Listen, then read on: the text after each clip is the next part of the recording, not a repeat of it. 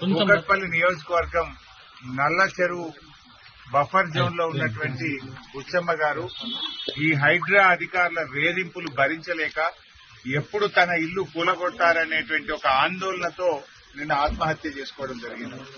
ఇవాళ ఈ హైడ్రా పేరిట ఇప్పటికే 3 ఆత్మహత్యలు ఈ హైదరాబాద్ నగరంలో జరిగాయి. అంటే రేవంత్ రెడ్డి గారిని అడుగుతా ఉన్నా, ఇంకా ఎంతమంది నువ్వు చంపదలుచుకున్నావు?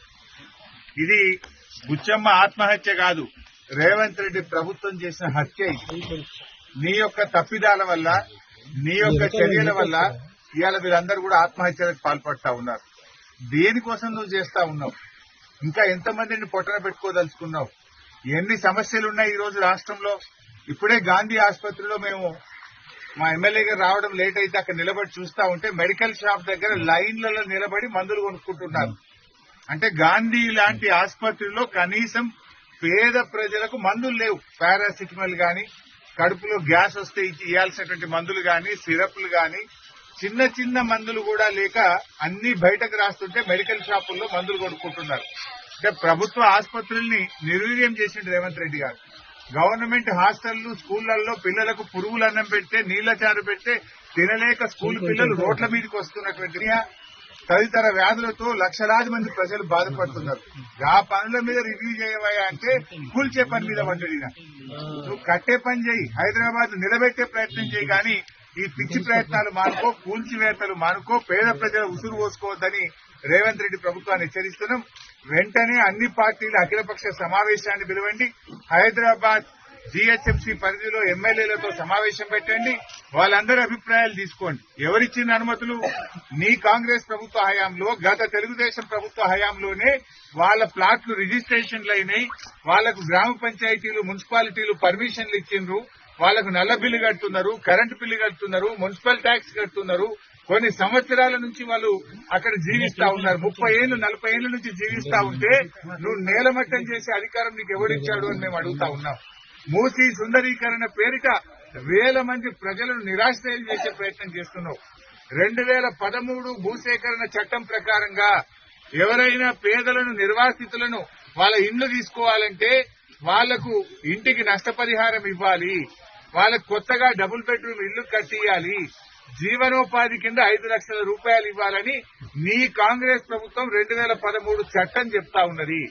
కానీ నువ్వు ఎక్కడో ఒక డబుల్ బెడ్రూమ్ ఇస్తా ఇల్లు కాల్ చేసుకోండి అంటే చేసి ఒప్పించి చేయాలి తప్ప ఈ బెదిరింపులు, శనివారం రాగానే కోర్టుకు సెలవు గనక శనివారం ఆదివారం నువ్వు కూలగొట్టేటువంటి ప్రయత్నం చేయడం ఇది మూర్ఖత్వం. ఇది నువ్వు పిచ్చిగా చేస్తా ఉన్నావు. ఇవాళ ప్రజలే ఉసురు పోసుకుంటా ఉన్నావు. ఒక ముఖ్యమంత్రిగా పేదలకు సాయం చేస్తావా, పేదలకు కన్నీళ్లు పెట్టిస్తావా? ఇవాళ హైదరాబాద్ లో లక్షలాది మంది ప్రజలు నిద్రపోని పరిస్థితి తెచ్చినావు. శనివారం ఆదివారం వస్తే ఎప్పుడు ఏమైతుందో అని ప్రజల్ని భయభ్రాంతులకు గురి చేసేటువంటి ప్రయత్నం చేస్తా ఉన్నావు. ఇప్పటికైనా పిచ్చి పనులు మానుకో. నువ్వు ప్రజలకు ఇచ్చిన హామీలు అమలు చేయి, పేదలకు మేలు చేసే ప్రయత్నం చేయి. ఒకవేళ నువ్వు తీసుకోవాలంటే 2013 భూసేకరణ చట్టం ప్రకారంగా వాళ్ళ హక్కులన్నీ కాపాడిన తర్వాతనే వాళ్ళను ఒప్పించి అఖిలపక్ష సమావేశం పెట్టి ఎమ్మెల్యేలతో మాట్లాడి చేయాలి తప్ప బలవంతంగా చేస్తే మేం బీఆర్ఎస్ పార్టీ చూస్తూ ఊరుకోదు. ఇంకా ఇలాంటి దయచేసి ఎవరు కూడా ఆత్మహత్యలు చేసుకోవద్దని కూడా పార్టీ తరఫున విజ్ఞప్తి చేస్తా ఉన్నాం. పోరాటం మీ వెనుక మేమున్నాం. బీఆర్ఎస్ పార్టీ ఎమ్మెల్యేలు ఉన్నారు, కేసీఆర్ గారు ఉన్నారు. మా పార్టీ మొత్తం మీకు అండగా ఉంటది. దయచేసి ఎవరు ఆత్మహత్యలు చేసుకోవద్దు, ధైర్యంగా ఉండండి, జీవించి పోరాడాలి. మనం పోరాడి సాధించుకోవాలి తప్ప ఎవరు ప్రాణం తీసుకోవద్దని కూడా విజ్ఞప్తి చేస్తున్నాం. డబుల్ బెడ్రూమ్ వద్దంటున్నారు. డబుల్ బెడ్రూమ్ వద్దు, లక్షల కోట్ల నుంచి అప్పులు చేసి బ్యాంకులో తీసుకున్నాము. ఒకవేళ ఇల్లు కొడతారు అక్కడే తెచ్చుకుందామంటున్నాను. మేము బీఆర్ఎస్ పార్టీ చెప్పేది కూడా నువ్వు ఉన్న దాంట్లో మూసీ సుందరీకరణ చేయి తప్ప పేద ప్రజలకు కన్నీళ్లు పెట్టించవు. నువ్వు మూసీలో బారిచ్చేది ఏంది? నీళ్లు బారిస్తావా? ఈ పేదల కన్నీళ్లు బారిస్తావా? ఈ పేదల రక్తాన్ని బారించాలనుకుంటున్నావా? నువ్వు ఏం చేయాలనుకుంటున్నావు అసలు? ఎవరి కోసం? నువ్వు అనవసరంగా, ఎందుకంటే కొన్ని 30-40 ఏళ్లు దశాబ్దాల తరబడి వాళ్ళు అక్కడ జీవిస్తా ఉన్నారు. వాళ్ళని ఒక రోజులో నువ్వు తీసేస్తే నువ్వు ఎట్లయితుంది?